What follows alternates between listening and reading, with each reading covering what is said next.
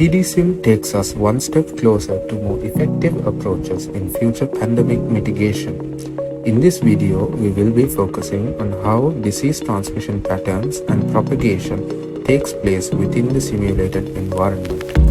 Keep watching to find out how PDSIM replicates the process behind people getting infected, vaccination and testing protocols, and the lifetime of the disease. Graphics of the simulated environment will be used in explaining how this unveils on the user interface. COVID-19 simulation, we need to see how a person gets infected based on proximity. So if there are like two people here, and the red one is an infected person and the green one is a susceptible person, when they come in close contact, and let's say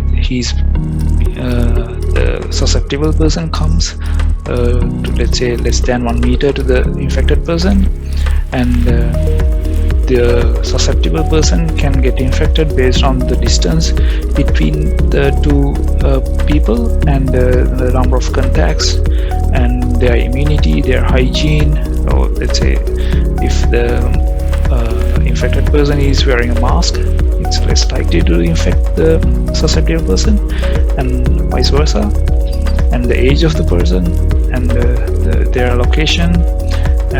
Let's say if this is a very confined space and very small space, it's more likely to spread the disease because of low ventilation, something like that. And after that, they will go their own paths, and if the susceptible person got infected, it will be recorded in the simulator, and their disease, its disease will progress by a pattern that I'm going to show next.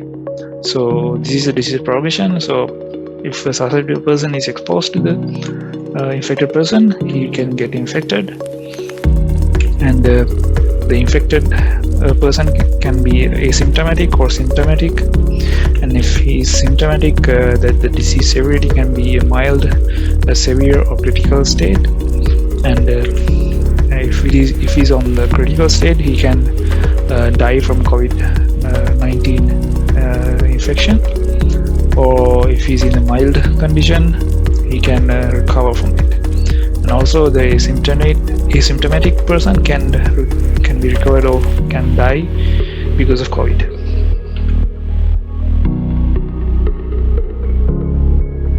So like I said, the transportations, the people should be in the same transportation method, and also they should be in the same location. For example, if there's like a building, even though they are like very close, if we look at from the top, we can see them as very close to each other, but they can be in two different groups. So therefore, they need to be in the same location. So for example, they need to be in the same room, and they should be very close with each other to consider that as a contact. So we don't only consider the distance, we also consider the place that they are at when we we spread the disease in the simulator. And what we're going to show here is how we are using the testing strategies. So basically we have like testing centers at hospitals. So we randomly check patients who are coming to the hospitals, and we test whether they have COVID-19 or not, and according like the 80% accuracy or the parameter that we are going to give. And then after like 2 or 3 days, the test results will come out, and if it is positive, the person will be informed, and their daily routine will be changed according to the different strategies implemented in the simulator. So for example, if there's a containment strategy to stay at home if they're infected, that agent will stay at home after they receive their test reports. Also, we have implemented the vaccination to the simulator by increasing the immunity of a person once they got vaccinated. So if we got vaccinated once, their immunity will increase by a given amount, and if they got the second dose, it will increase further. So this is a small chart showing how the disease will get tested positive using different testing strategies. For after the infection, around after 7 days, their testing positive rate will increase, and after around 14 days they will recover, and their test reports will come as negative. So we can use this simulator to implement different containment, vaccination and testing policies, and study how they affect the disease spread. Also, we can identify very different kind of vulnerable groups, and see what are the high risk locations that spreads the disease more oftenly, and also we can use this simulator to generate synthetic data. So in summary, we have a simulator that can mimic the movement of the people to a very high accuracy, which is more realistic than other random movement methods, and we can give the inputs of different kind of occupations, and we can plan the daily routines of these people, and see their interactions, and see how the disease spreads according to a given routine for different occupation classes. Also, we can isolate different locations and give maximum capacity to these locations and see how the disease spreads. So to summarize the COVID-19 related functionalities in our simulator, we have different transmissions based on their location, the transportation, their distance, the number of contacts, immunity, hygiene, age, and gender. So it has like a lot of details when we are considering the transmission between the infected and the susceptible persons. And we have implemented different severity levels for the disease simulation, and we have added testing strategies that can test the population and see how the actual testing cases and total infected cases correlate each other, and we can find out the actual number of cases using different testing strategies. And also we can track the infected people, and we can find the source of the infection, and see who are responsible for super spread events. And also we have implemented the vaccination strategies, and we are going to implement the hospital simulation. For example, when the number of cases increase, how the equipments in the hospital and different number of doctors, the hospital beds come into picture when the disease, when the simulation is running. Also, considering these individuals, we have implemented different characteristics to these people, like the wealth, their education, their happiness, and based on their daily activities.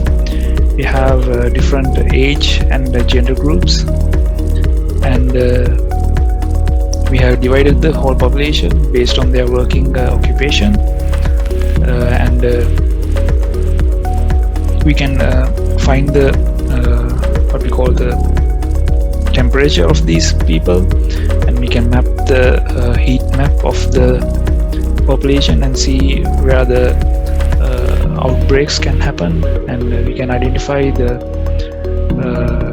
these kind of very vulnerable areas that can show like a high fever probability. So for example, in the Brandix case in Sri Lanka, they first identified by finding out that a lot of people tend to take Panadols from pharmacies. So that kind of cases can come here. So we are using the body temperature of each person, and we simulate it to find the outbreaks in a population. So we have developed a website to run this simulator, and we can view the results. Like in here we have the demographic information, the population pyramid, and here we have the different curves, the infected curves, the susceptible people, and the cumulative cases, the vaccinated people, the number of deaths. So everything we can see here using this curve, state curves. And this is the infection tree. So this is the source of the person, and he has infected let's say 5 or 6 people, and each person has infected other people.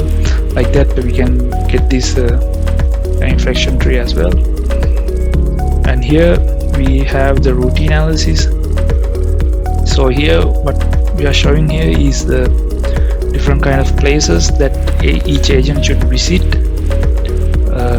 So there are 1200 people in the simulation, and here we have the time. And if you consider this time period, so until 5 a.m. all people should be at home, and at the daytime they should go to these different kind of locations. So this can be a classroom, and this can be a working zone. Like that they should go to these places and come back home afterwards. So that is what is represented by this graph.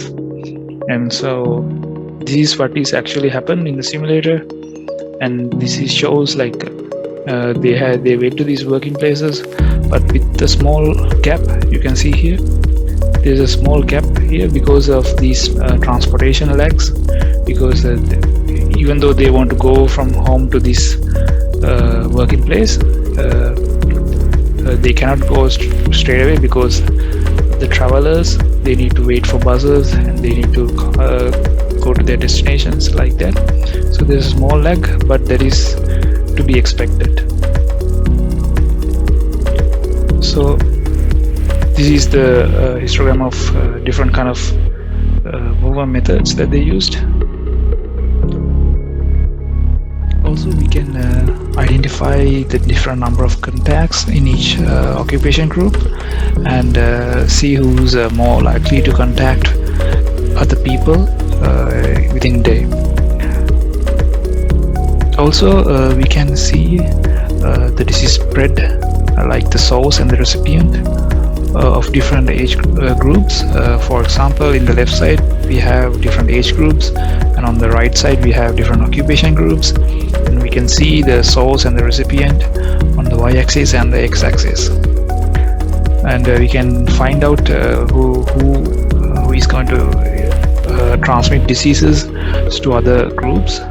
For example, in these age groups, we can see that the age group between 0 and 10 does not get infected or infect other age groups, but the age group between 20 to 50 is more likely to infect each other. And in here we can see that the commercial workers tend to infect the other commercial workers, and here you can see that the students are more likely to infect other students, and like that. Also, one thing to note that here is this website can view the different paths took by each agent. For example, in here each circle represent a location, and within a location we have sub-locations, and we can animate this the path. You can see from here one person is going to these locations and take a different path, and we can see the collisions between each agents. And for example, we have 3 agents with different colors and their paths.